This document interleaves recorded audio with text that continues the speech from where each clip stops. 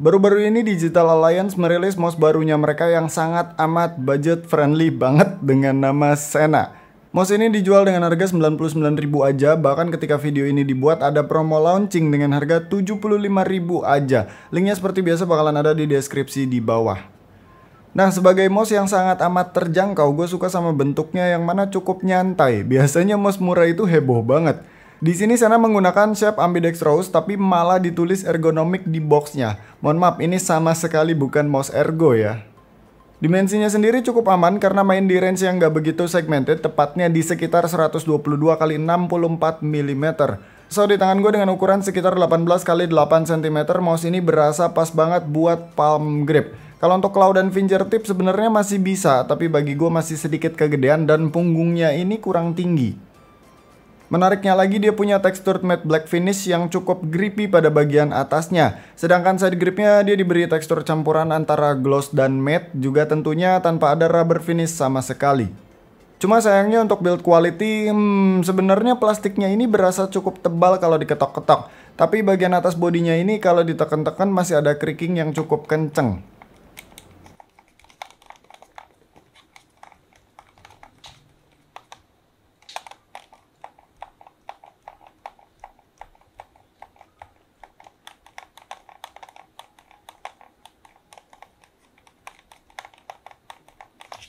Gue rasa ini masalahnya di bagian dalam tengah case-nya ini mungkin ya nggak ada semacam penyangga atau moldingan yang sedikit lebih tebal daripada permukaan lainnya biar lebih firm, lebih istilahnya apa ya, lebih kokoh lagi gitu. Mungkin nggak ada seperti itu atau gara-gara ya dia ditumpuk sama bagian diffusernya. Soalnya gue nggak yakin diffusernya cuma strip gini doang, pasti di bagian dalamnya tuh agak gede gitu, ada rangkanya juga.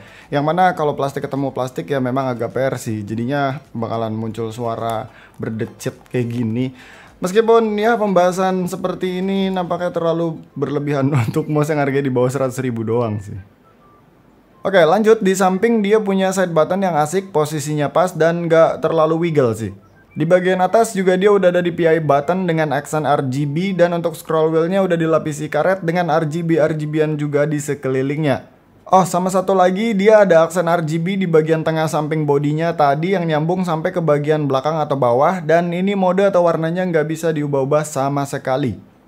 Terus untuk kabelnya dia tentu saja belum paracord, masih kabel karet biasa, tapi udah termasuk bagus karena cukup elastis dan nggak begitu berasa berat.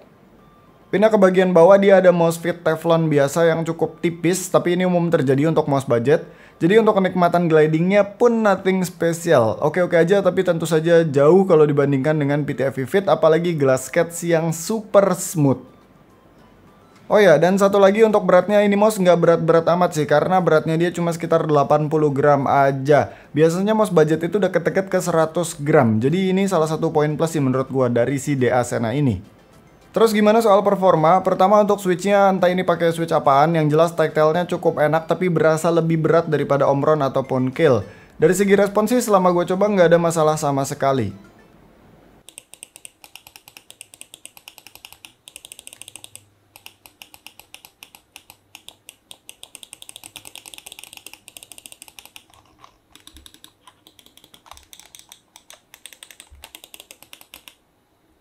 Kedua untuk sensornya, ini mouse punya sensor, entah sensor dari mana, yang jelas dia punya 4 step DPI level dari 1200, 1800, 2400 sampai 3600. Ya emang ngeselin karena DPI paling rendahnya itu ada di 1200. Gue sebagai user 800 DPI jadi perlu ekstra adaptasi dulu, apalagi polling rate-nya dia juga cuma bisa 125 Hz dimana gue biasanya pakai 1000. Kalau dilihat dari angka, dengan tracking speed di 30 IPS dan acceleration di 8G, ini masih di bawahnya 6651B. Tapi memang mouse yang pakai 6651B itu biasanya harganya di kisaran 150 ribuan. So, karena ini mouse murah, emang nggak bisa expect banyak dari segi sensor. Kalau buat daily use atau main-main game santai sih ya mungkin oke-oke aja. Tapi kalau main game yang agak serius, ini tentu saja berasa kewalahan buat diajak gerak cepet ya. Kalau flick pasti lo strike deh. Dan LOD-nya juga ini tinggi, Pak. Jadi memang untuk 75.000 doang ini termasuk worth it sih. Setup yang dibawanya udah ada di jalan yang benar, desainnya cakep, shape-nya enak, bobotnya nggak terlalu berat. Walau masalahnya ya di sensor dan mungkin fitur-fitur lain kayak misalkan sketch-nya tadi yang nggak bisa diandalkan dari mouse ini karena balik lagi, murah. Mungkin buat yang mau coba gaming mouse start dari entry level dulu, ini bisa dijadikan salah satu pilihan sih. Barangkali bosan kan sama office mouse yang kayak gitu-gitu aja. Kalau dari gue sendiri sih yang paling gue nggak suka dari ini mouse ya masalah DPI-nya tadi, karena dia minimumnya tuh mentok bener-bener di 1200, nggak bisa diturunin lagi. Sedangkan gue yang daily biasa pakai 800 atau bahkan 600 DPI itu rasanya kencang sekali, apalagi ini LOD-nya juga tinggi ya, bukan sensor yang gimana-gimana ya. 6651 aja yang mostly harga itu 150 ribuan mouse-nya ya, itu aja LOD-nya masih tinggi gitu, apalagi ini. Dan DPI-nya kenceng, jadi kayak agak susah banget buat ngontrolnya gitu loh. Itu aja sih paling, tapi mungkin buat kalian yang suka main high DPI ya boleh-boleh aja sih. Ya paling segitu aja yang bisa gue sampaikan tentang si Digital Alliance Sena ini. Thank you yang udah nonton, sampai ketemu di video selanjutnya, bye.